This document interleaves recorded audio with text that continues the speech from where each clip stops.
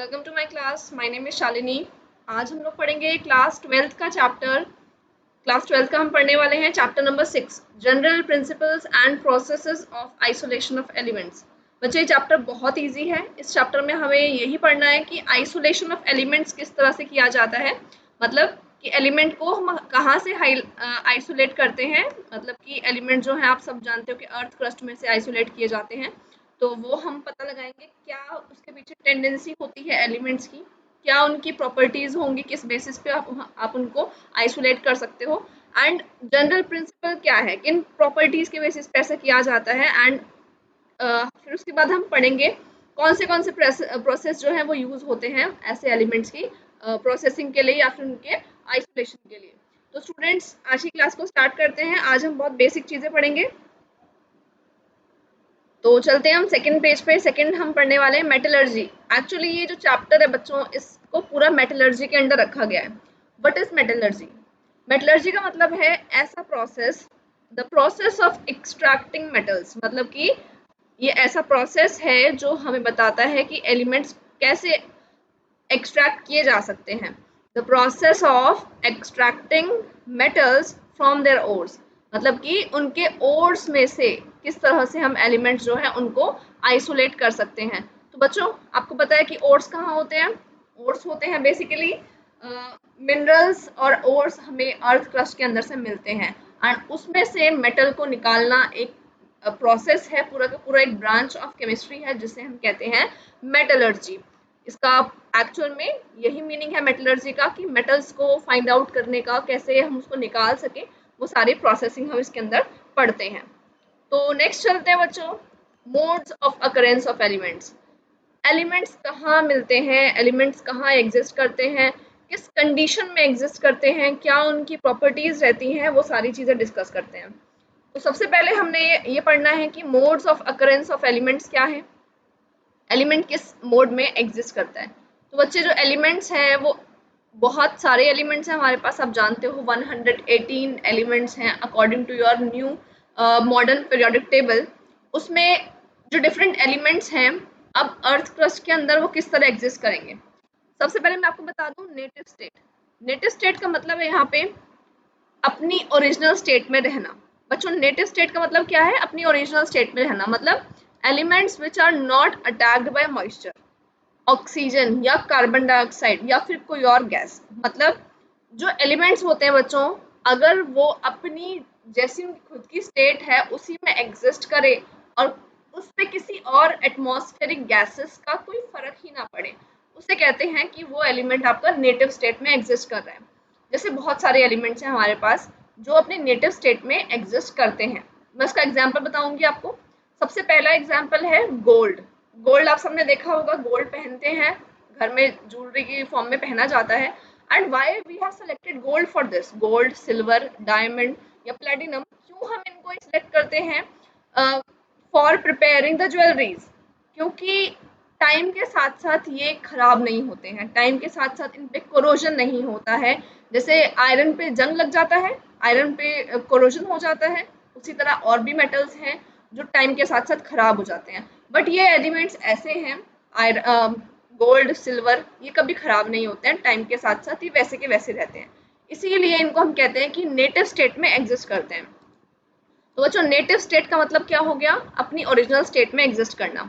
Elements which are not attacked by moisture, मतलब कि वो क्या है, मॉइस्चर से अटैक नहीं हो पा रहे हैं, मतलब मॉइस्चर का कोई इस पे काम नहीं हो रहा है। एंड नेक्स्ट है हमारा ऑक्सीजन। ऑक्सीजन गैस जो है एटमॉस्फेयर में प्रेजेंट रहती है, कार्बन डाइऑक्साइड रहता है एटमॉस्फेयर में, एंड अदर गैसेज रहती हैं। उनका कोई इम्पैक्ट ही नहीं हो रहा है उस वाले एलिमेंट पे, तो उसको कहते हैं कि वो नेटिव स्टेट में अपना एग्जिस्ट कर रहा है। तो बच्चों, इसके एग्जांपल्स क्या हैं? जैसे मैंने अभी आपको बताया, नोबल गैसेस। नोबल गैसेस वो गैसेस हैं like helium, xenon, krypton, radon, ये सारी नोबल गैसेस हैं। ये किसी से रिएक्ट नहीं करती हैं, ठीक है। इसके अलावा और क्या है हमारे पास? इसके अलावा हमारे पास है सिल्वर, प्लैटिनम, ठीक है। ये जो है गोल्ड, सिल्वर, प्लैटिनम, ये भी ऐसे ही एलिमेंट हैं जिन पे असर नहीं होता है एटमॉस्फेरिक गैसेस का। नेक्स्ट पेज पे चलते हैं स्टूडेंट्स। नेटिव स्टेट में कुछ एलिमेंट्स एग्जिस्ट करेंगे, आपको समझ में आ गया। एग्जाम्पल आप देख लीजिए।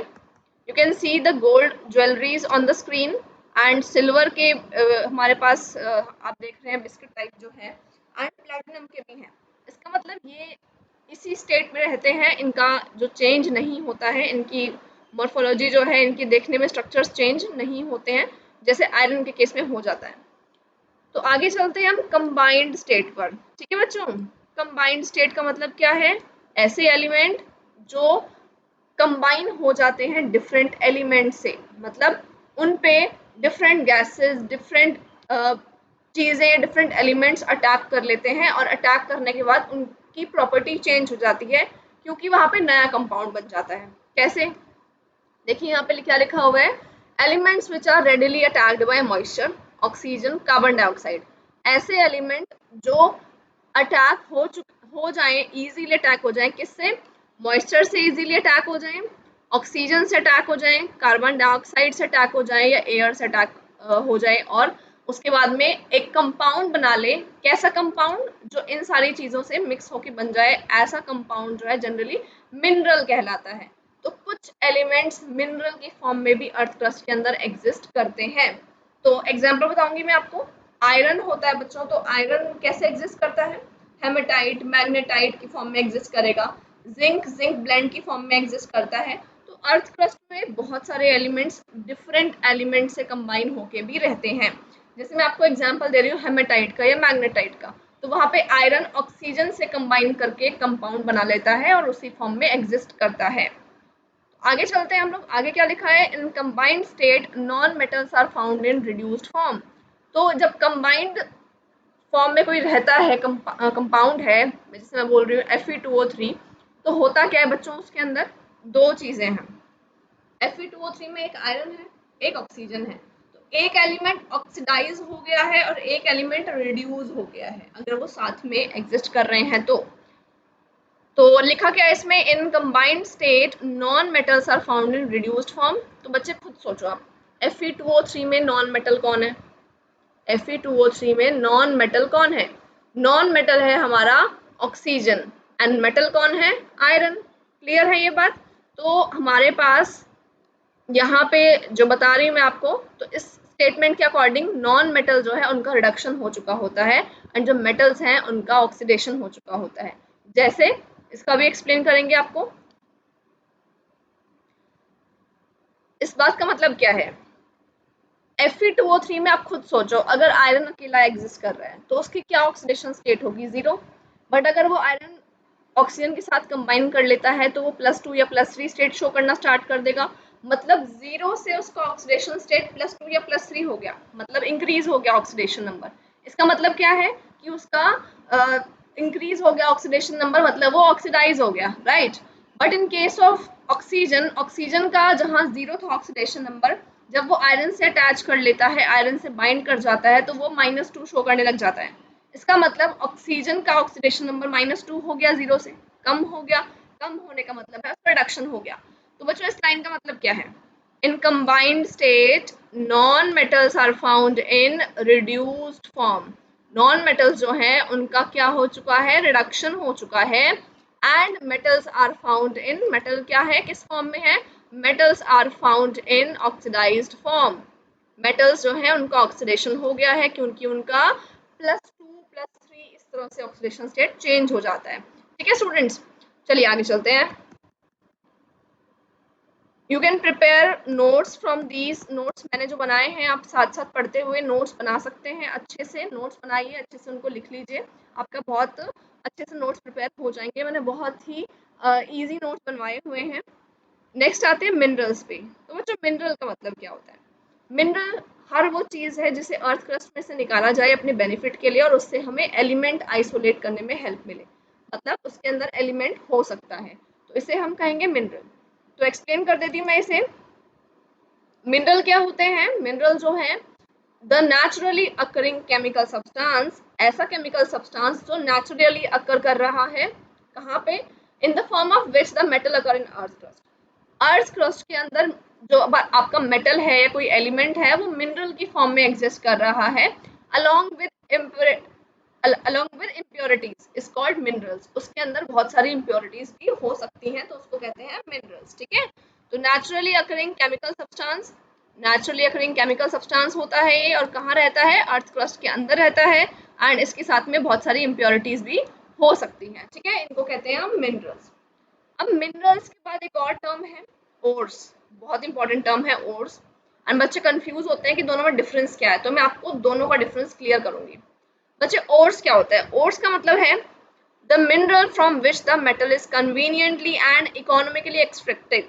मतलब अर्थ के अंदर बहुत सारे मिनरल्स हैं, आयरन की बहुत सारे मिनरल्स रहते हैं, आयरन का आयरन पायराइट भी होता है, हेमेटाइट भी है, मैग्नेटाइट भी है, तो बहुत सारे और मिनरल्स हैं आपके पास।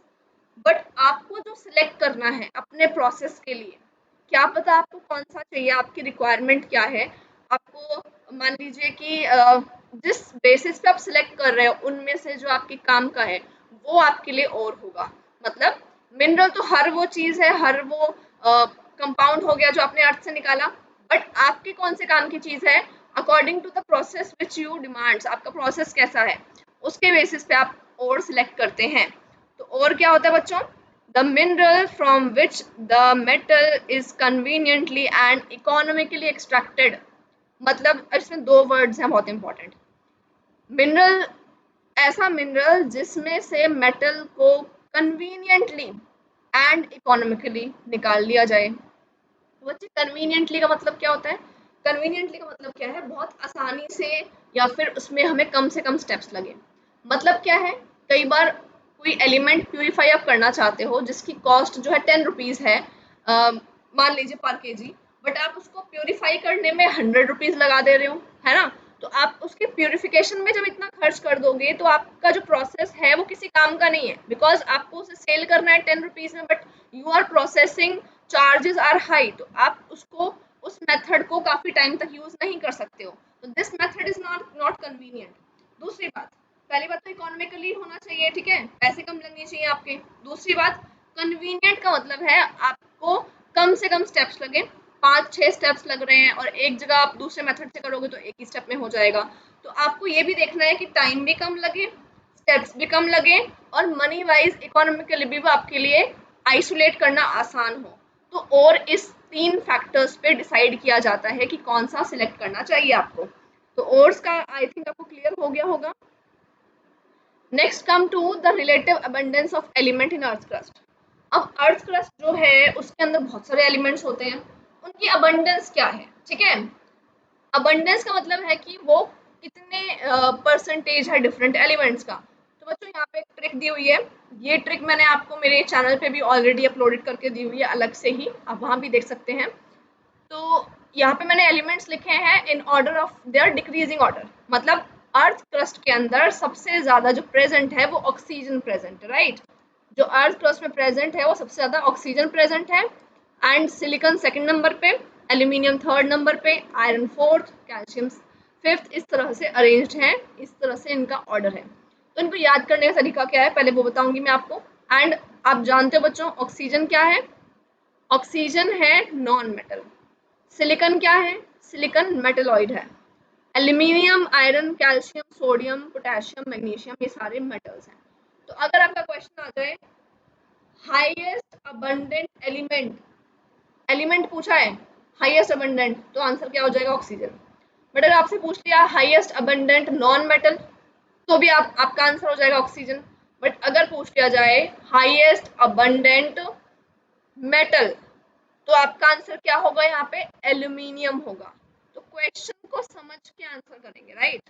तो इसकी ट्रिक है याद करने की, ओए सर आज फीका नमक मांगे, ओ से ओए हो गया, ऐसा ही मतलब सिलिकॉन, उसके लिए आप सर वर्ड यूज कर सकते हो, ओए सर।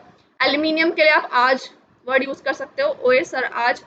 फीका, F E iron, C A calcium, फीका हो गया, इसके लिए सिंपल वर्ड है। N A sodium, K for potassium, नमक लिख लिया हमने इसको, and M G, M G का मतलब मैग्नीशियम। तो ये सारे जो लास्ट के 5 हैं आपके पास यहाँ पे, ये जो है बच्चों ये 6, ये क्या है, मेटल्स हैं। उससे पहला सिलिकॉन है वो मेटलॉइड है, एंड उससे पहला oxygen is a non metal, ठीक है।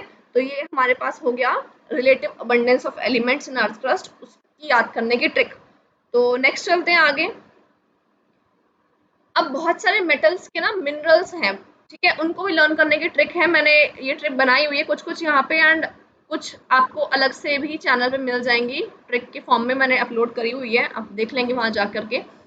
तो trick to learn metals and non metals, कैसे लर्न कर सकते हैं बच्चों? पहला है सोडियम। सोडियम का बहुत फेमस जो सोडियम का बहुत फेमस आप कह सकते हो क्या है, और या मिनरल क्या है? NaCl। सोडियम NaCl की फॉर्म में ज़्यादा यूज़ किया जाता है, जिसको हम कहते हैं कॉमन सॉल्ट। तो इसका जो नेम है, जनरल नेम है, दैट इज रॉक सॉल्ट। ठीक है बच्चों, तो आप इसको यूज़ कर सकते हैं। एंड ये है रॉक सॉल्ट और ये है NaCl आपका। ठीक है, ओके। आगे चलते हैं, एल्यूमिनियम की बात करते हैं। एल्यूमिनियम क्या है? एल्यूमिनियम है हमारा, उसके तीन चार हैं हमारे पास डिफरेंट डिफरेंट ओर्स। बॉक्साइट है, alumina, kaolinite. Kaolinite is a clay. तो कैसे याद करेंगे? बॉक्साइट का फॉर्मूला क्या है? Al2O3.2H2O। एल्यूमिना का फॉर्मूला क्या है? Al2O3, इसमें वाटर नहीं होता है। केओलिनाइट क्ले जो है, इसका फॉर्मूला क्या है बच्चों? Al2O3.SiO2.2H2O। SiO2 साथ में है, इसका मतलब it will behave as clay, right. अब कैसे याद करें? पहली ट्रिक जो है, आप देखिए, बॉक्साइट का हमने सिर्फ स्टार्टिंग का पार्ट ले लिया है, बॉक्स ये ले लिया हमने, ठीक है। एल्यूमिनियम में से हमने क्या पार्ट ले लिया? हमने एल्यूमिनियम से पार्ट ले लिया एल्यूमिनियम, Al सिंबल, खत्म। ठीक है। केओलिनाइट, केओलिनाइट में से हमने क्या ले लिया? Ka। ठीक है, सिर्फ Ka जो है वो हमने ले लिया यहाँ पे। तो बच्चों, इन सबको मिला करके क्या ट्रिक बन गई, क्या लाइन बन जाएगी? बॉक्स एल्यूमिनियम का। इसका मतलब क्या है? बॉक्स मतलब बॉक्साइट, Al मतलब एल्यूमिनियम या एल्यूमिना, एंड का मतलब क्ले। तो एल्यूमिनियम के ये तीन मोस्ट इंपॉर्टेंट मिनरल्स हैं, बॉक्साइट, एल्यूमिना एंड केओलिनाइट मतलब क्ले। तो आप ये तीनों को लर्न कर सकते हैं, इनके जो फॉर्मूले में है वो भी बहुत इजी है। Al2O3.2H2O, Al2O3, Al2O3.SiO2.2H2O। तो आप इसको याद कर लेना, बहुत इजी है। आगे चलते हैं। तो नेक्स्ट है बच्चों मैंगनीज। मैंगनीज होता है Mn, इसका होता है MnO2, इसका नाम है पाइरुलोसाइट। ठीक है। नेक्स्ट है सिनेबार, किसका है? मरकरी का। मरकरी का सिंबल क्या है? Hgs। ठीक, इसके आगे चलते हैं। सिनेबार का फॉर्मूला इज Hgs। नेक्स्ट है लेड। लेड का फॉर्मूला क्या है? Pbs। नाम क्या है इसका? गैलेना। गैलेना के आगे हम चलेंगे, जिंक। Zn का मतलब बच्चों जिंक। जिंक के कौन से मेन है? Calamine, zinc blende, zincite. कैसे याद करोगे इनको?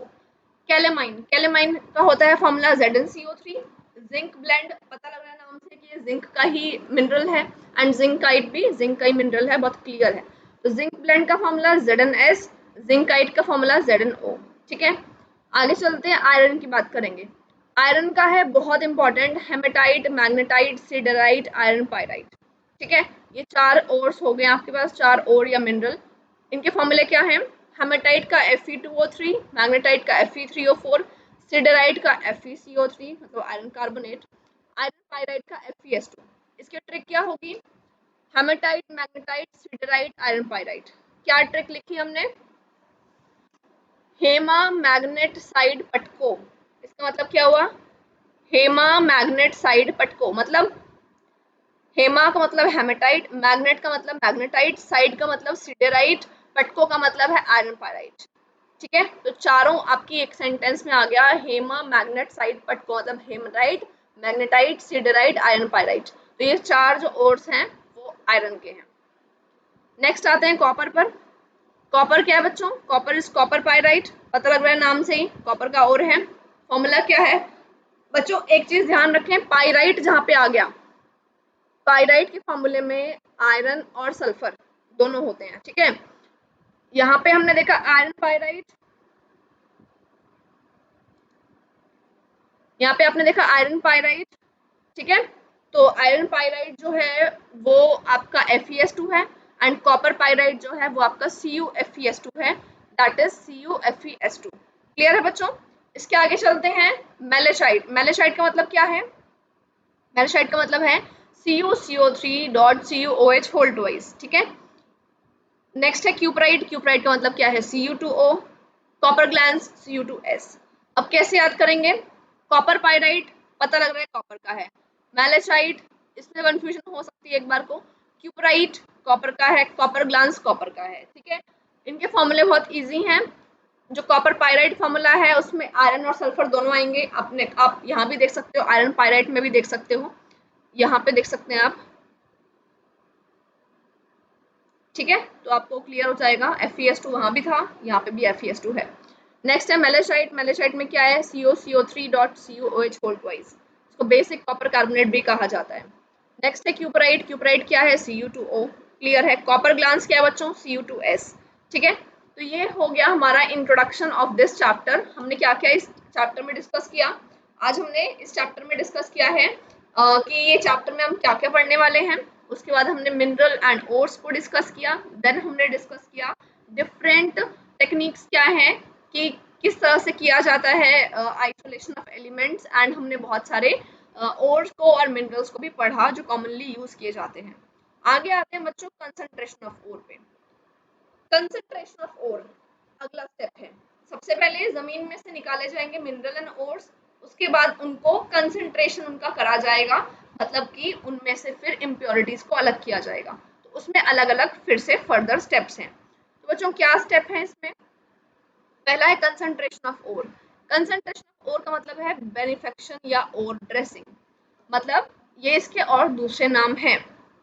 इसमें होता क्या है इस स्टेप में, the removal of unwanted earthy and siliceous impurities, मतलब ये वो स्टेप है जिसमें क्या किया जाता है, इसमें रिमूवल किया जाता है अनवांटेड अर्थी, मतलब कि मिट्टी जैसी इम्प्योरिटीज को, and siliceous silicon containing impurities को रिमूव कर दिया जाता है इस स्टेप में फ्रॉम द ओर।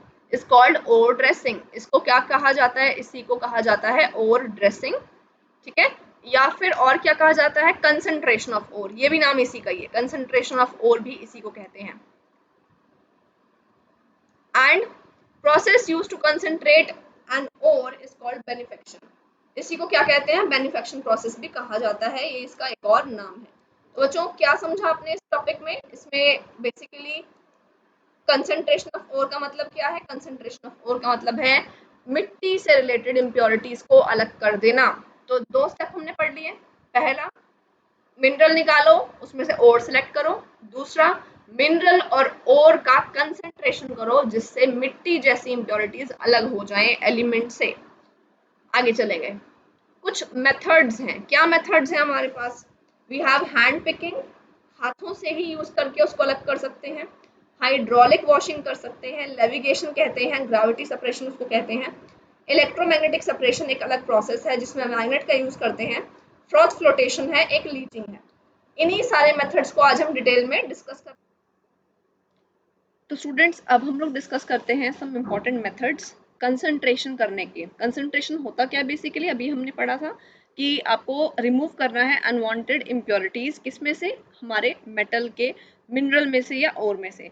तो अब हम करेंगे उसके लिए इम्पॉर्टेंट मेथड्स लगाएंगे। ये मेथड्स बहुत ईजी हैं, इनका बस बेसिक एम यही है कि कंपाउंड के साथ में जो ऐसी इम्प्योरिटीज है जिनका कोई काम नहीं है ना, जैसे मिट्टी हो गई या फिर आप कह सकते हो क्ले है, ऐसी स्टोन है, छोटे छोटे पार्टिकल्स हैं, उनको रिमूव करना है बेसिकली। तो उसके लिए हम हैंड पिकिंग यूज कर सकते हैं, हाइड्रोलिक वॉशिंग यूज कर सकते हैं, levigation, gravity separation, magnet use कर सकते हैं। तो ये सारे प्रोसेसेस अब हम इनको डिटेल में डिस्कस करेंगे one by one.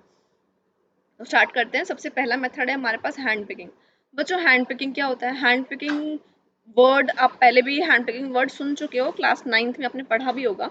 Hand picking का मतलब होता है using hands to separate the different impurities. जैसे आप लोग घर में कुकिंग करते हैं तो दाल चावल बनाती है मम्मी, तो उसमें क्या करती है कि पहले उसको देख लेते हैं कि उसमें कोई पत्थर तो नहीं है, कोई कंकड़ तो नहीं है छोटा सा। तो इम्प्योरिटीज को सेपरेट करना on the basis of your view, जैसा आप देख रहे हो अपनी आईज के बेसिस पे आपने उसको उनके कलर के बेसिस पे आपने उसको डिस्टिंक्ट कर लिया और रिमूव कर दिया। तो हैंड पिकिंग में सबसे इम्पॉर्टेंट बात ये होनी चाहिए कि आपकी जो इम्प्योरिटी है वो आपको अच्छे से दिखाई दे, कि उसका कलर अलग है, उसकी अपीयरेंस अलग है। दूसरी बात, इसमें आप बहुत ज़्यादा नहीं कर सकते हो, थोड़े थोड़े अमाउंट को ही कर सकते हो। तो it is a manual process, एक मैनुअल प्रोसेस है ये, ठीक है। तो बच्चों when the impurities are quite distinct from the ore से काफ़ी अलग होंगी इम्प्योरिटीज अगर, so that these may be differentiated by naked eye, अगर इनको आप डिफ्रेंशिएट कर सकते हो नेकेड आई से, दीज में be separated by hand picking. तो इसके लिए बेसिक क्या ज़रूरी था, इसके लिए ज़रूरी है कि आप उसको डिस्टिंक्ट पहले डिफ्रेंशिएट कर पाएँ अच्छे से, एंड देन आप उसको नेकेड आई से देख सकें और सेपरेट कर सकें। तो this process is basically hand picking. तो बहुत सिंपल प्रोसेस है, you have to use your hands only. Next पे चलते हैं हम लोग हाइड्रोलिक वॉशिंग पे। तो बच्चों हाइड्रोलिक वॉशिंग क्या होता है? हाइड्रोलिक वॉशिंग का मतलब होता है आप क्या कर रहे हो यहाँ पे, लेविगेशन या ग्रेविटी सेपरेशन इसका दूसरा नाम है।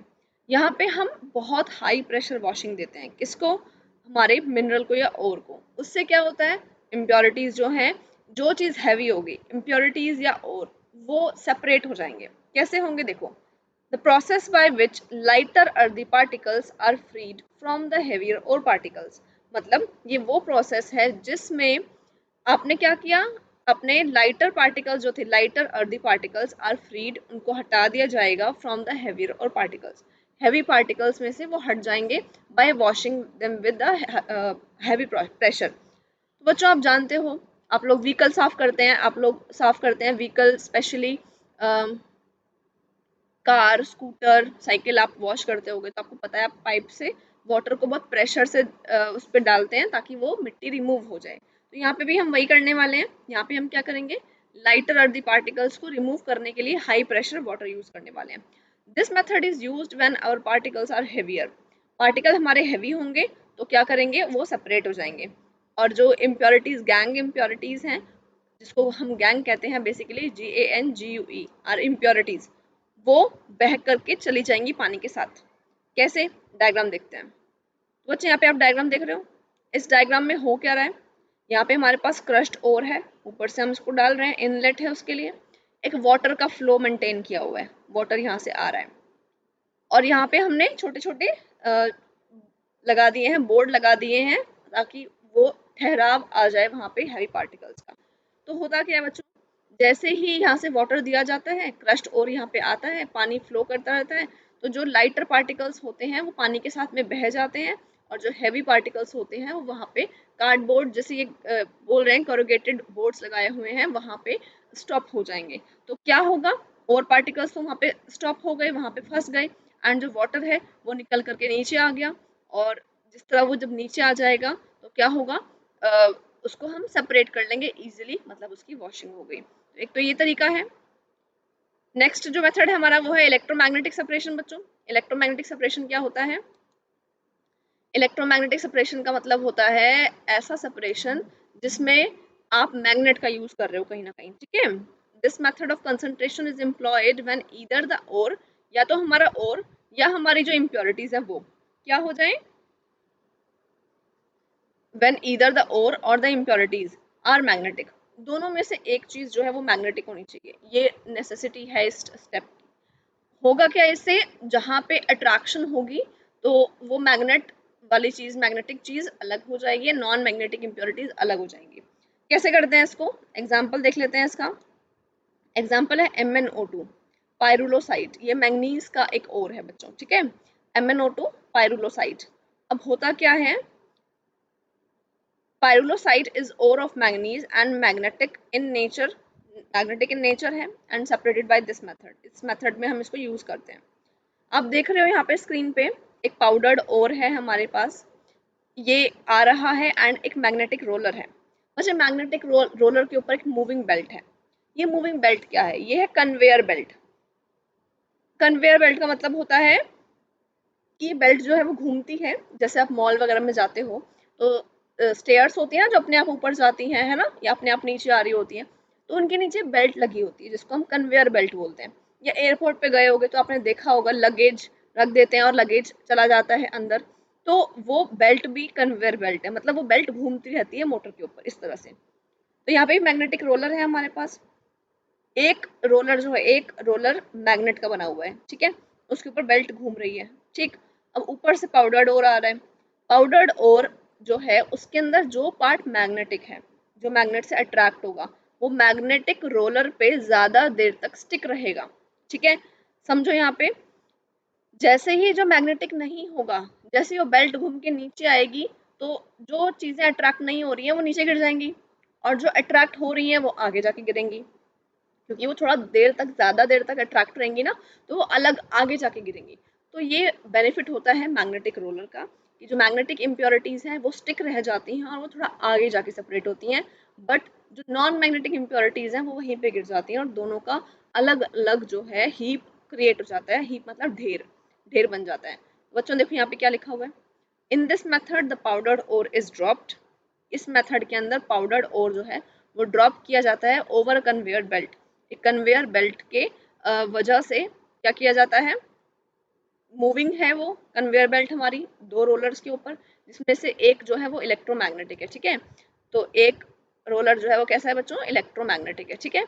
और दो रोलर्स हैं हमारे पास, कन्वेयर बेल्ट घूम रही है उनके ऊपर।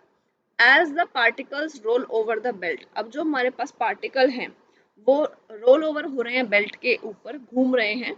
The magnetic particles are attracted, आपको पता है रोलर मैग्नेटिक है तो जो पार्टिकल मैग्नेटिक होगा या तो और या इम्प्योरिटीज वो स्टिक रह जाएगा, और जो इम्प्योरिटी या और मैग्नेटिक नहीं है वो पहले ही गिर जाएगा। तो यहाँ पे क्या लिखा है, magnetic particles are attracted and fall at a particular place, थोड़ा सा आगे जाके गिरेंगे, फॉर्म्स अ हीप मतलब एक ढेर बनाएंगे।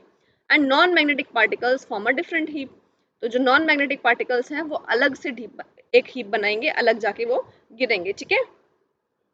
तो आगे चलते हैं फ्रॉथ फ्लोटेशन पे।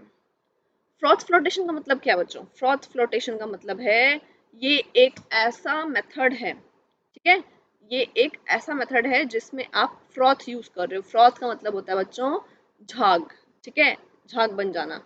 तो फ्रॉथ पता है आपको, झाग जैसे कपड़े धोते हैं, क्लोथ्स वॉश करते हैं तो झाग बनते हैं, तो वो बकेट में ऊपर रहते हैं, कहीं पानी के अंदर नहीं रहते हैं झाग, है ना, क्योंकि उनके अंदर एयर रहती है तो वो सरफेस पे होंगे। तो होता क्या है इस मेथड में, this method is use for concentration of sulphide ores. तो ये पॉइंट यहाँ नोट करने वाला है क्या कि ये सल्फाइड ओर्स के लिए ही बहुत कॉमन प्रोसेस है, सल्फाइड ओर्स के लिए, ठीक है। Such as zinc blende, zinc blende formula क्या है ZnS। कॉपर पाइराइट फॉर्मूला क्या है, सोचो अभी करवाया था मैंने, गलेना PbS, ठीक है। सल्फाइड है ये सारे। This method is based upon the fact that the surface of sulphide ore is preferentially wetted by oils, मतलब सल्फाइड ओर की जो सरफेस है उसके ऊपर ऑयल अटैच हो जाते हैं, ऑयल की ड्रॉपलेट्स अटैच हो जाती हैं, ये सल्फाइड ओर का नेचर है। तो इस नेचर को ही हमने यूज करना है यहाँ पे, ठीक है। कैसे, क्योंकि यहाँ पे लिखा है sulphide ores are preferentially wetted by oils, मतलब सल्फाइड ओर की सरफेस पे ऑयल जो है वो उस पे स्टिक हो जाता है, तो उसका नेचर ऑयल जैसा हो गया। While that of gang, gang मतलब इम्प्योरिटीज, जो गैंग है वो वाटर से वेट हो जाती है, मतलब वाटर उन पे स्टिक हो जाता है। तो अब बच्चों आप खुद सोचो, एक ग्लास ऑफ वाटर है आपके पास, उस ग्लास ऑफ वाटर में पानी है और आपने ऑयल डाल दिया, तो दो लेयर बन जाएंगी अलग अलग, आपको क्लियरली विजिबल होगा। नीचे आपके पास ग्लास में वाटर है और ऊपर क्या है, ऊपर है उसमें इम्प्योरिटी, सॉरी ऑयल, ऑयल है, ठीक है। अब सल्फाइड ओर का नेचर क्या है, उसको ऑयल में रहना पसंद है, ठीक है, तो सल्फाइड और ऑयल में चला जाएगा। एंड जो वाटर है उसके अंदर मिट्टी को रहना पसंद है, गैंग पार्टिकल्स को, इम्प्योरिटीज को, तो मिट्टी नीचे आ जाएगी। Automatically by using these two different phases of liquid, different phase को यूज करने से वी कैन सेपरेट देम, दोनों को हम सेपरेट कर सकते हैं इजीली, ठीक है। यहाँ पे देखिए, the ore is crushed into fine powder, अब जो ये ओर है, the ore is crushed into fine powder, पहले ओर को हम फाइन पाउडर में क्या कर लेते हैं, कन्वर्ट कर लेते हैं। सबसे पहले ओर को पाउडर कर लिया, अब उसको मिक्स कर दिया वाटर में, है ना, mix with water to form a suspension. अब आपने पानी में उसको मिक्स कर दिया टैंक के अंदर, तो सस्पेंशन बन गया। सस्पेंशन का मतलब क्या होता है बच्चों, सस्पेंशन मतलब एक मिक्सचर जैसा जिसमें चीज़ें मिक्स नहीं हुई हैं। एक होता है सॉल्यूशन, एक होता है सस्पेंशन। सॉल्यूशन वो होता है जिसमें यूनिफॉर्म सॉल्यूशन बनता है, जैसे सॉल्ट और वाटर, आप देख करके पहचान नहीं सकते कि सॉल्ट कहाँ पे है, शुगर कहाँ पे है। But in case of suspension आप ये देख सकते हो कि कहाँ पे सॉल्यूट है और कहाँ पे सॉल्वेंट है जो मिक्स ही नहीं हुए हैं, तो यहाँ पे एक सस्पेंशन बन जाता है, ठीक। To this mixture collectors, fine oils, xanthates, fatty acids which enhance the non-wettability of ore particles। अब हो क्या रहा है, यहाँ पे हमने क्या किया बच्चों, अब इस मिक्सचर में हम कुछ चीज़ें ऐड कर रहे हैं, क्या क्या ऐड कर रहे हैं, पाइन ऑयल, पाइन ऑयल के अलावा हमने xanthates, फैटी एसिड्स ये ऐड करे हैं, और क्या ऐड करा है हमने यहाँ पे, और जो है उसके साथ साथ हम फ्रोथ स्टेबलाइजर्स भी ऐड कर रहे हैं। बच्चे फ्रोथ स्टेबलाइजर्स क्या होते हैं, फ्रॉथ मतलब झाग, स्टेबलाइजर्स मतलब स्टेबल रखने वाले। ऐसे केमिकल्स भी ऐड करते हैं जिससे वो झाग जो है वो जल्दी बर्स्ट ना हो जाए, थोड़ा स्टेबल रहे, क्योंकि आप खुद जानते हो कि झाग जो होते हैं या फिर बबल्स हैं वो जल्दी बर्स्ट हो जाते हैं, तो हम नहीं चाहते कि वो जल्दी बर्स्ट हो, है ना, तो हमें ऐसे केमिकल्स यहाँ पे ऐड करने पड़ेंगे। आगे क्या कर रहे हैं हम लोग, द मिक्सचर इज वॉयलेंटली एजिटेटेड। इसका मतलब क्या है वॉयलेंटली एजिटेटेड का, वॉयलेंटली मतलब बहुत ज़्यादा स्पीड से, एजिटेटेड मतलब उसको मिक्स कर देना, घुमा देना। घर में बनाते हैं कुछ भी खाने की चीज़ तो आप मिक्सर ग्राइंडर यूज़ करते हो ना, मिक्सर ग्राइंडर में क्या होता है, नीचे एक ब्लेड होता है एंड मोटर की हेल्प से, मिक्सी में जो मोटर होती है उसकी हेल्प से आप उसको घुमा रहे होते हो, तो आपने यही करना है यहाँ पे भी, उसको वॉयलेंटली मतलब बहुत ही ज़्यादा अपने वॉयलेंटली उसको एजिटेट करना है, एजिटेट मतलब उसको घुमा देना है बाय द रोटेटिंग पैडल। अब रोटेटिंग पैडल भी होता है उसके अंदर, जिसकी वजह से क्या होगा बच्चों, वहां पे एयर आ जाएगी उसके अंदर और वहां पे बन जाएंगे बबल्स, वहां पे बन जाएगा फ्रॉथ मतलब झाग बन जाएंगे, ठीक है। तो दिस इज ऑल अबाउट कि प्रोसेस कैसे होता है। अब ये सेपरेशन कैसे होगा उसकी बात करते हैं। बच्चों यहाँ पे देखो, during this process the ore particles are wetted by oil. Ore particle की सरफेस पे क्या आ गया, ऑयल आ गया, ठीक है। अगर मैं कहूँ कि ओर पार्टिकल्स हैं, जैसे ये ओर है अगर, तो उसकी सरफेस पे क्या आ जाएंगे, उसकी सरफेस पे ऑयल जो है वो अच्छे से उसको घेर लेगा, बाहर बाहर, ठीक है, उसके कवर कर लिया पूरा ऑयल ने। अब ऑयल ने ओर पार्टिकल्स को अच्छे से कवर कर लिया तो क्या होगा, बताइए क्या होगा उसकी वजह से, उसकी वजह से वो ऑयल की लेयर में आ जाएगा और हल्का रहेगा, ऊपर रहेगा, ठीक है। इसलिए यहीं पे लिखा है हमने, क्या लिखा है, it become lighter and rise to the surface, वो लाइटर हो जाएगा एंड सरफेस पे राइज करेगा along with the froth, झाग के साथ। while the gang particles which are preferentially, अब जो gang particles हैं उनका क्या होगा, while the gang particles which are preferentially wetted by water, अब gang particles पे water जो है उनका इफेक्ट होगा, तो वो हैवी हो जाएंगे, पानी भारी होता है ऑयल से, वो हैवी हो जाएंगे और वो नीचे बैठ जाएंगे बॉटम पे। तो देखो दोनों चीजें सेपरेट हो गई ना, है ना। अब ये प्रोसेस देखिए आप, यहाँ पे क्या हो रहा है, आप ऊपर से एयर भेज रहे हैं, स्पेशली यहाँ पे एयर भेजी जा रही है, वैसे नहीं भेजी जाती है, नीचे पैडल होता है। तो froth bubbles carrying the sulphide ore particles, ऊपर जो है सरफेस पे जो आप देख रहे हो बच्चों, ये जो है वो बबल्स हैं, ठीक है, ये सारे क्या हैं, बबल्स हैं। अब ये सारे जो बबल्स हैं इनमें सल्फाइड और पार्टिकल्स भी हैं, क्यों है, क्योंकि और पार्टिकल जो है उसकी सरफेस पे ऑयल था, ठीक है, ओके। अब वाटर कंटेनिंग पाइन ऑयल आपने यहाँ पे वो भी डाल दिया है, वाटर भी है ऑयल भी है। गैंग पार्टिकल्स मतलब मिट्टी वगैरह जो है वो नीचे आके सेटल डाउन हो जाएगी, तो आप कह सकते हैं यहाँ पे बहुत सारे झाग बन गए सरफेस के ऊपर एंड उसके अंदर जो है यहाँ पे आपका सल्फाइड और जो है वो प्रेजेंट है। तो बच्चों होगा क्या, होगा ये कि स्किम्ड ऑफ कर लिया जाएगा इन सारे बबल्स को। अब ये सारे बबल्स को जब स्किम्ड ऑफ किया जाएगा मतलब हटा लिया जाएगा, तो जब ये बबल्स ड्राई आउट हो जाएंगे, बर्स्ट हो जाएंगे बबल्स, तो हमारे पास क्या रह जाएगा, हमारे पास सिर्फ सल्फाइड और रह जाएगा, ठीक है, ओके। अब क्वेश्चन आता है यहाँ पे, ये इंपॉर्टेंट क्वेश्चन है, ये एक इंपॉर्टेंट क्वेश्चन है। क्या है ये इंपॉर्टेंट क्वेश्चन, अगर एक बार में दो सल्फाइड मेटल्स हैं, दो सल्फाइड्स हैं, टू मेटल्स के सल्फाइड्स हैं पानी के अंदर, या आपके ओर में मिक्सचर है दो सल्फाइड ओर्स का, तब आप क्या करेंगे, वहां पे आपने अगर फोर्थ फ्लोटेशन किया तो दोनों सल्फाइड और झाग में आ जाएंगे, तो आपको सेपरेट करने का बेनिफिट ही क्या हुआ, क्योंकि आपके पास तो दोनों ओर्स आ गए। उस केस में क्या कर सकते हैं हम बच्चे, उस केस में ना हमें दोनों में से किसी एक के बबल्स बनने से रोकना है। हमने क्या करना है, एक को डिप्रेस कर देना है कि उसके बबल्स ना आए और सिर्फ एक के बबल्स आए, ताकि हम दोनों को सेपरेट कर सकें। तो ये बहुत इंपॉर्टेंट है, क्वेश्चन आता है कई बार इससे। क्या क्वेश्चन आता है, if the mineral to be concentrated consists of sulfides of two metals, then by adjusting the proportion of oil to water, अगर हम adjust करेंगे proportion of oil to water, it is possible to separate one sulfide from the other। तो क्या होगा बच्चे, यहाँ पे देखो, अब adjust करेंगे हम दोनों का proportion एंड दोनों को हम क्या करेंगे, एक reagent यूज करते हैं, additional reagent called depressant are used। अब ऐसे डिप्रेसेंट जो होते हैं बच्चे, वो एक टाइप के सल्फाइड और को बबल बनाने से रोक देते हैं, prevent one type of sulphide ore particles to form the air bubble, एक तरह के और को ये रोक देगा बबल्स बनाने से, ठीक है। तो क्लियर कट सी बात है, एक और ही आएगा बबल्स में, जिसको हम सेपरेट कर पाएंगे बाय फ्लोटेशन। ठीक है, तो इसका एग्जाम्पल क्या है बच्चों? इसका एग्जाम्पल है sodium cyanide, NaCN। NaCN is used as depressant to separate lead sulfide।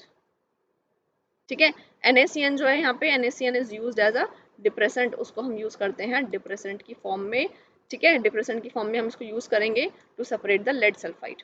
Example है NaCN।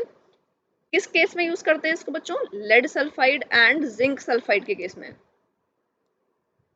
Lead sulphide ore and zinc sulphide ore. ठीक है, तो अगर आपके पास दोनों ओर्स हैं तो किसी एक के बबल्स बनेंगे और एक के नहीं बनेंगे। किसके बनेंगे किसके नहीं बनेंगे, इसकी वर्किंग क्या है वो देख लेते हैं। तो बच्चे NaCN क्या है? NaCN क्या है? Depressant in PbS and ZNS। ठीक है, इन दोनों के केस में हम NaCN को एज ए डिप्रेसेंट यूज करते हैं। NaCN करता क्या है? NaCN रिएक्ट कर लेता है किससे? NaCN react with ZNS, zinc sulphide से रिएक्ट कर लेता है एंड एक कॉम्प्लेक्स बनाता है। बच्चे जो ये कॉम्प्लेक्स बना रहे हैं ना, ये जो कॉम्प्लेक्स है इसका नाम है सोडियम टेट्रासाइनो कॉम्प्लेक्स। क्या नाम है इसका? Sodium tetracyano complex. अब एक के तो कॉम्प्लेक्स बन गया सोडियम, सोडियम ये रहा Na2 ब्रैकेट के बाहर है, tetra means 4, cyano means cyanide 4 times and फिर है जिंक 8। तो ये एक कॉम्प्लेक्स बनाया NaCN ने जिंक सल्फाइड के साथ, जिसकी वजह से जिंक सल्फाइड तो बिजी हो गया, मतलब वो अवेलेबल ही नहीं है बबल्स में आने के लिए। तो बबल्स किसके आएंगे? कौन सा और जो है बबल्स फॉर्म करेगा? सिर्फ PbS जो है वो बबल्स फॉर्म करेगा। NaCl prevents zinc sulphide to come in the froth. तो हम कह सकते हैं कि NaCN सोडियम साइनाइड ने ऐसा काम किया है जिसने उसने दोनों को सेपरेट करने में हेल्प किया। ठीक है बच्चे, ये थोड़ा इंपॉर्टेंट था, क्वेश्चन आपका आ जाता है। आगे चलते हैं। Next is leaching. लीचिंग क्या होता है बच्चों? लीचिंग का मतलब है, लीचिंग इज द प्रिंसिपल, ये थोड़ा केमिकल प्रोसेस है एक्चुअली। क्या होता है यहाँ पे इसमें? The principle of leaching is that this process is consisting of treating the powdered ore. बच्चे यहाँ पे हम क्या कर रहे हैं? ट्रीट कर रहे हैं किसको? Treating the powdered ore with a suitable reagent. ठीक है, सूटेबल रिएजेंट को यूज करते हैं हम और उसमें हम इसको डिसॉल्व कर देते हैं अपने ओर को। ठीक है, तो हमने ऐसा रिएजेंट सिलेक्ट करना है जिसमें हमारा ओर तो डिसॉल्व हो जाए। देखो क्या लिखा है, which can selectively dissolve the ore but not the impurities. मतलब सिर्फ ओर तो डिसॉल्व हो जाए बट हमारी इम्प्योरिटीज डिसॉल्व ना हो पाए। तो क्या होगा? मिट्टी डिसॉल्व नहीं होगी, पत्थर डिसॉल्व नहीं होंगे केमिकल में, सिर्फ क्या डिसॉल्व हो जाएगा? ओर डिसॉल्व हो जाएगा, क्योंकि वो तो केमिकल है। तो हम उसको सेपरेट कर लेंगे एंड जो चीज़ें डिसॉल्व नहीं हुई वो फिल्टर कर लेंगे, अलग कर लेंगे। तो leaching is a good method. Okay बच्चों, तो यहाँ पे आप देखिए आपके पास बॉक्साइट ओर है, इसका एग्जाम्पल है बॉक्साइट ओर। अब मुझे जल्दी से सोच के बता दो कि बॉक्साइट ओर किस एलिमेंट का ओर है? अभी डिस्कस किया था मैंने, बॉक्साइट, बॉक्साइट है एल्यूमिनियम का ओर, राइट। बॉक्साइट ओर कंटेन्स, उसमें क्या क्या इंप्योरिटीज होती हैं एल्यूमिनियम के अलावा? उसमें इंप्योरिटीज होती हैं बच्चों Fe2O3, SiO2, ठीक है, एंड TiO2 टाइटेनियम ऑक्साइड। ये इंप्योरिटीज उसमें प्रेजेंट रहती हैं। अब treating the ore with 45% NaOH। अब हमें इसको NaOH से ट्रीट करवाना है। टेम्परेचर हमने लिया है 473 523 केल्विन के आसपास। प्रेशर भी हम हाई ले रहे हैं, 35-36 बार ले रहे हैं प्रेशर। Al2O3 only dissolves. अब हो क्या रहा है यहाँ पे? एल्यूमिनियम ऑक्साइड जो है वो तो डिजॉल्व हो जाएगा, क्यों? क्योंकि वो तो एल्यूमिनियम का कंपाउंड है और एक कॉम्प्लेक्स बना लेगा यहाँ पे। ठीक है, बट जो इम्प्योरिटीज हैं वो डिजॉल्व नहीं हो पाएंगी। तो कॉम्प्लेक्स बनेगा सोडियम मेटा एल्यूमिनेट।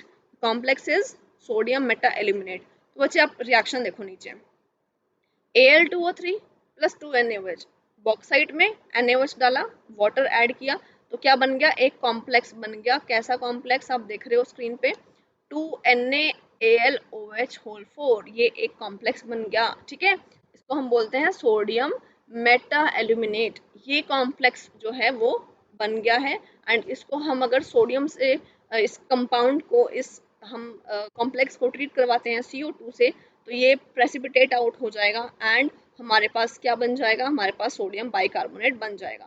ठीक है बच्चों, तो आज की क्लास में हमने क्या पढ़ा? आज की क्लास में हमने पढ़े, सबसे पहले इस चैप्टर में क्या पढ़ना है, मेटलर्जी क्या होता है, देन मिनरल और क्या होते हैं उनको हमने पढ़ा। उसके बाद में हमने डिस्कस किया कि किस तरह से फर्दर प्रोसेसिंग की जाती है, कंसंट्रेशन ऑफ ओर किया जाता है। तो वो सारी चीज़ें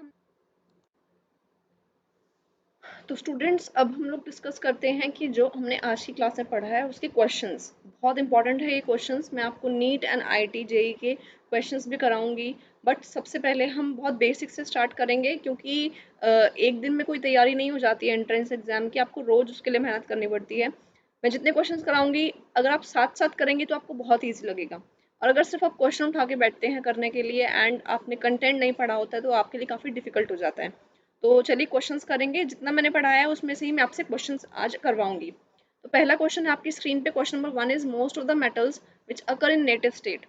जो नेटिव स्टेट में मिलते हैं, मतलब जो फ्री स्टेट में मिलते हैं, जो किसी से रिएक्ट नहीं करते, उनके लिए क्या ऑप्शंस होने चाहिए आपके लिए, सोचो। A are very reactive, do not form ionic compounds, are not reactive, have low density.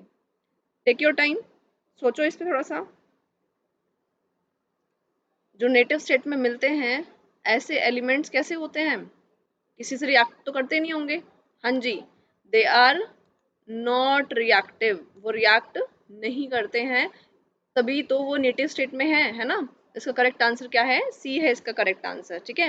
And बच्चे आप लोगों को यूज करना चाहिए एलिमिनेशन मेथड।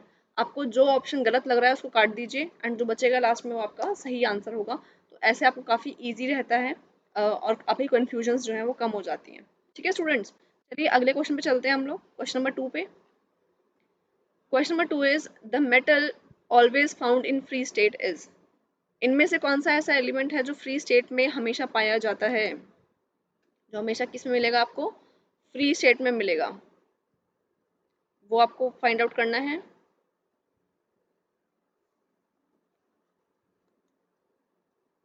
तो सोच लीजिए, आपका अपना ऑप्शन सोच लीजिए अच्छे से। तो इसका आंसर क्या हो सकता है, सिल्वर, गोल्ड, कॉपर, सोडियम। तो सोडियम तो होगा नहीं, क्योंकि आपको पता है सोडियम जो है बहुत ज़्यादा रिएक्टिव होता है, तो फ्री स्टेट में मिलने के कोई चांसेस ही नहीं है ना। सिल्वर, गोल्ड, कॉपर में से सोच लो। तो सिल्वर भी रिएक्ट कर जाता है, कॉपर भी रिएक्टिव वाली फॉर्म में मिल जाता है आपको, but the correct answer is gold. ठीक है, जो गोल्ड है वो आपको फ्री स्टेट में कहीं भी मिल जाएगा, क्योंकि और कभी भी कंबाइंड स्टेट में नहीं मिलेगा, because it is very less reactive. Okay students, चलिए नेक्स्ट क्वेश्चन पे चलते हैं हम लोग। Question number 3, pyrolusite is an example is an ore of. Pyrolusite जो है वो किसका ओर है, कौन से एलिमेंट का, मैंने आज की क्लास में डिस्कस कराया था आपको, सोचो। मैग्नीशियम, मैंगनीज, जिंक या आयरन, किसका है पाइरुलोसाइट। पाइरुलोसाइट सोचिए, the correct answer is manganese, Mn का है correct, the correct answer is B. ठीक है, ये करेक्ट आंसर है आपका। Okay, let's move to next question. बहुत इजी क्वेश्चंस हैं अभी, क्योंकि पढ़ा हुआ है साथ साथ। Which of the following elements occur free in nature, कौन सा एलिमेंट इनमें से फ्री इन नेचर रहता है, इन सब में से। Iodine, phosphorus, sulphur, magnesium. तो बच्चे इसका आंसर है सल्फर, बी। आप पढ़ सकते हैं, स्टडी कर सकते हैं, बुक्स में पढ़िए, आपको पता लग जाएगा कि सल्फर जो है वो फ्री स्टेट में रहता है, एग्जिस्ट करता है। एंड जो भी चीज़ मैं बता रही हूँ आपको एंड जो नोट्स में नहीं पढ़ी थी वो वहाँ पे ऐड ऑन करनी है, वहाँ पे आप लिख सकते हैं, ठीक है। Okay, let's move to next question बच्चों। The most abundant metal in the earth crust is. Earth crust में बहुत अबंडेंट एलिमेंट जो है, सबसे मोस्ट अबंडेंट कौन सा है। अब पूछ रहा है मेटल, अबंडेंट मेटल, मतलब जितने मैंने पढ़ाए थे आपको सीक्वेंस पढ़ाया उसमें मेटल भी था, नॉन मेटल भी था, मेटलॉइड भी था। तो आपको अब ये सोच लेना है कि बात किसकी हो रही है ना। हम किसकी बात कर रहे हैं, हम बात कर रहे हैं मेटल की। तो बच्चे आप सीक्वेंस याद करो जरा। ओ ऑक्सीजन, फिर सिलिकॉन और उसके बाद में क्या था, एल्यूमिनियम, राइट। तो इसका करेक्ट आंसर है एल्यूमिनियम। एल्यूमिनियम जो है वो मोस्ट अबंडेंट मेटल है, ठीक है। तो चलते हैं नेक्स्ट क्वेश्चन पे।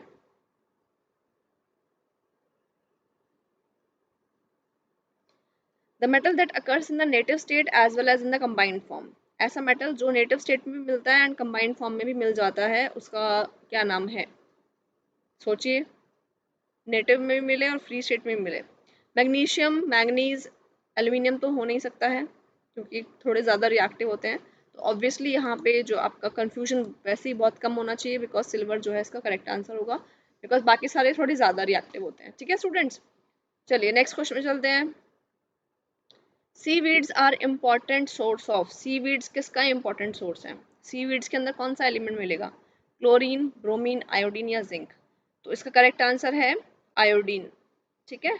आयोडीन जो है वो सीवीड्स में मिलता है। तो आप स्टडी कर सकते हैं कंटेंट, स्पेशली बायो वाले, उनके लिए क्वेश्चन काफ़ी ज़्यादा इंपॉर्टेंट है। ओके बच्चों, okay, let's move to next question.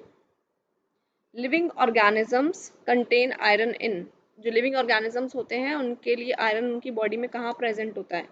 Iron, bio वाले स्टूडेंट्स, नीट वाले स्टूडेंट्स, बहुत इजी क्वेश्चन आपके लिए। क्लोरोफिल में होगा, आईज ऑफ एनिमल्स में होगा, या हीमोग्लोबिन में होगा, या नन ऑफ दीज? यस, मुझे पता है काफी बच्चे सही सोच रहे हैं। The correct answer is haemoglobin. Haemoglobin के अंदर आयरन होता है, हमारे ब्लड में आयरन होता है, ठीक है। ओके बच्चों, कुछ एक दो दिन में हम लोग लाइव क्लासेस स्टार्ट करेंगे एंड मैं क्वेश्चंस आपको लाइव क्लासेस में कराया करूंगी। एक्चुअली मैं टाइम अभी मैनेज करने की कोशिश कर रही हूँ कि मैं किस टाइम पे क्लासेस लूँ आपकी, एंड जो भी टाइम फिक्स करूंगी फिर वो टाइम फिक्स हो जाएगा, ठीक है। तब तक आप रिकॉर्डेड लेक्चर से पढ़ सकते हैं। So our next question is most abundant element in the earth's crust by weight is, कौन सा एलिमेंट जो है वो अर्थ क्रस्ट में है और मोस्ट abundant है हमारे अर्थ क्रस्ट में। एंड द अंडरलाइन करने वाली बात यहाँ पे ये है, abundant एलिमेंट पूछ रहा है ना, मेटल नहीं पूछा है, मेटलॉइड नहीं पूछा है। तो करेक्ट आंसर क्या है बच्चों? Yes, you are right, it's oxygen. Oxygen जो है वो सबसे ज्यादा abundant है यहाँ पे, ठीक है। नेक्स्ट क्वेश्चन पे चलते हैं। Next question is most abundant element in earth crust in terms of number of atoms per 100 atoms। यहाँ पे भी क्या पूछ रहा है? abundant element पूछ रहा है अर्थ क्रस्ट में। अर्थ क्रस्ट में abundant element कौन सा है? और ये इन्होंने कंफ्यूज करने के लिए आपको एक लाइन दे दी है। क्या दे दिया है? in terms of number of atoms per 100 atom। 100 atom में सबसे ज्यादा एटम किसके होंगे? ये कोई बात हुई? जो abundant होगा उसी के तो ज्यादा होंगे। तो it's very easy question, confuse करने के लिए आपको एक्स्ट्रा डाटा दिया है। Correct answer is oxygen, right, ठीक है। बहुत इजी क्वेश्चन था। बाकी ऑप्शन देख लो, सिलिकॉन, एल्यूमिनियम, हाइड्रोजन, कोई भी नहीं है इनमें से। Next question, element found in the sediments in the ocean floor is. Element found in the sediments, ऐसा कौन सा एलिमेंट है जो ओशन फ्लोर के सेडिमेंट्स में पाया गया ज्यादा अमाउंट में? ठीक है, तो आयरन, गोल्ड, आयोडीन, मैग्नीशियम, इनमें से क्या हो सकता है?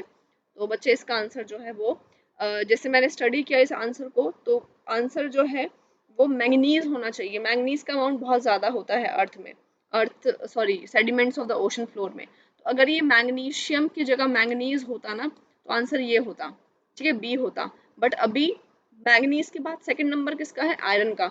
तो मैं इसको आंसर को सेकंड आयरन लगा रही हूँ। बट आप अगर स्टडी करेंगे कहीं पे भी तो आपको ऑप्शन बी मिलेगा किसी बुक में, अगर ये क्वेश्चन मिल जाता है तो। पर वो इसलिए है शायद उन्होंने मैग्नीशियम को मैंगनीज समझ लिया। तो अगर मैंगनीज होता तो आंसर बी होता, otherwise the answer is A, iron, according to me, ठीक है।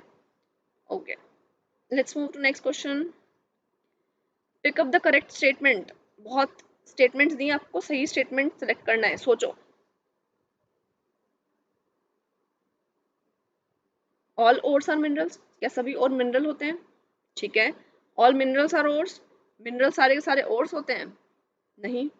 अब mineral can not be ore, mineral तो और हो सकता है, गलत है बात है, सी भी गलत है option. And ore can not be a mineral, ore can not be mineral, ये भी बात गलत है। तो बच्चों the correct answer is A, all ores are minerals. हाँ जी, सारे ओर्स जो हैं वो क्या होते हैं? मिनरल्स होते हैं, ठीक है। चलिए आगे चलते हैं नेक्स्ट पे। The element the element with maximum cosmic abundance, ऐसा कौन सा एलिमेंट है जिसकी सबसे ज्यादा कॉस्मिक अबंडेंस है? कॉस्मिक अबंडेंस का मतलब है बच्चों हमारे प्लैनेट के बाहर भी, यूनिवर्स में काफी सारे अदर प्लैनेट्स पे सबसे ज्यादा एलिमेंट कौन सा प्रेजेंट है हमारे यूनिवर्स में? तो उसका करेक्ट आंसर है हाइड्रोजन। मतलब डिफरेंट स्टार्स में, सन में, है ना, हाइड्रोजन प्रेजेंट है। तो correct answer is hydrogen.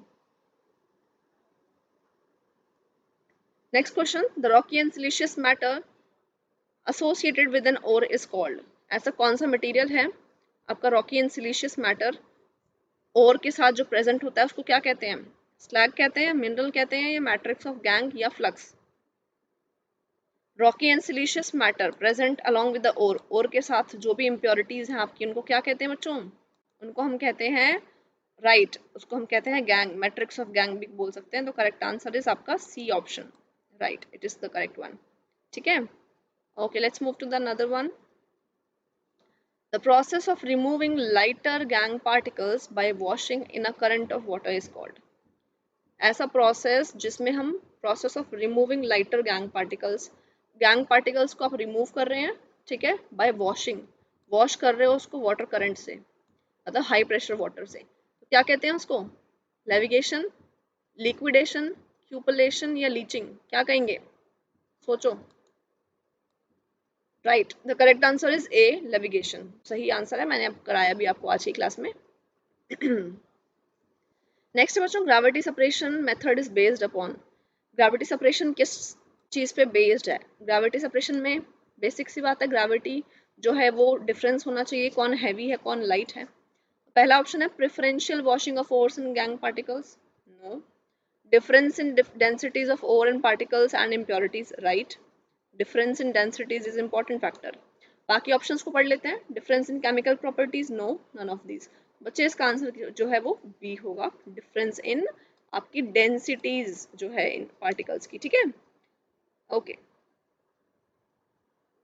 Let's move to next question, which method is used for purification of bauxite ore? कौन सा मेथड जो है वो प्यूरिफिकेशन ऑफ बॉक्साइट ओर में यूज किया जाता है? Which method is used for the purification of bauxite ore, ठीक है। बॉक्साइट ओर मतलब एल्यूमिनियम का ओर, उसकी प्यूरिफिकेशन में, कंसंट्रेशन में हमने कौन सा मेथड यूज किया था? सोचो, नेविगेशन, लीचिंग, इलेक्ट्रोलिसिस या magnetic separation. The correct answer is leaching, हमने यूज किया था लीचिंग। हमने बॉक्साइट को डिसॉल्व करवाया था NaOH में, सोडियम हाइड्रोक्साइड के सोल्यूशन में, 45% है ना, उसका हमने एक कॉम्प्लेक्स बनाया था। जी हाँ। Next question, which of the following concentration process will you use when the gang is light?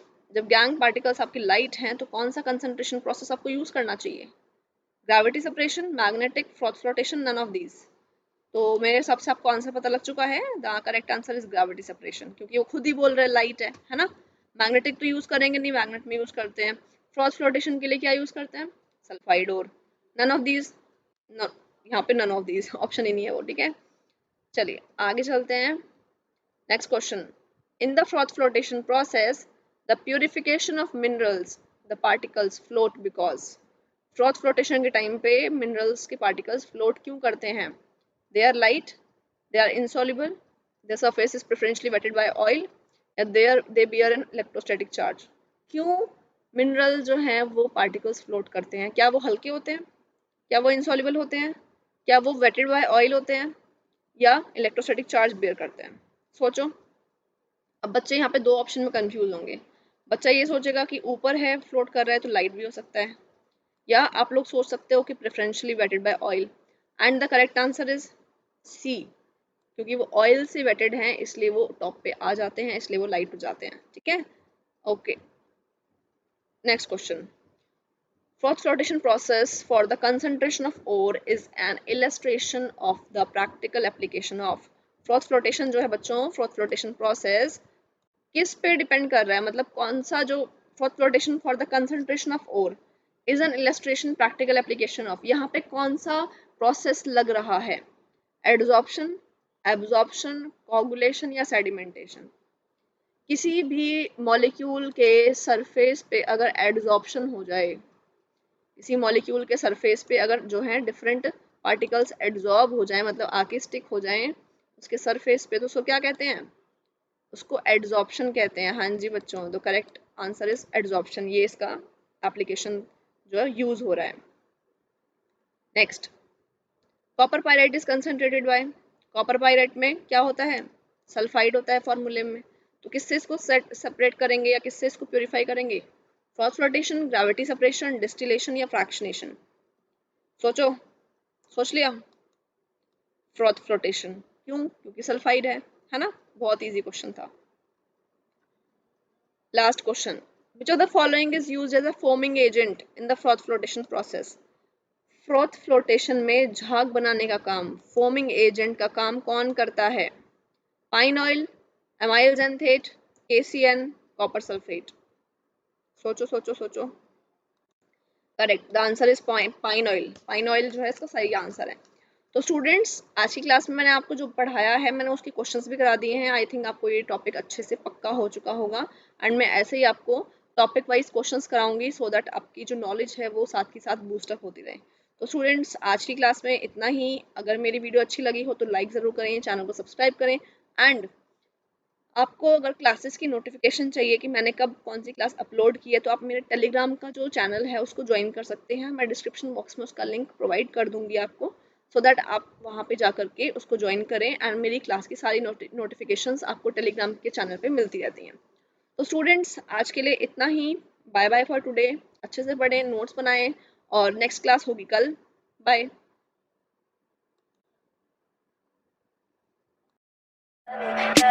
Tell me pretty lies, look me in the face. Tell me that you love me, even if it's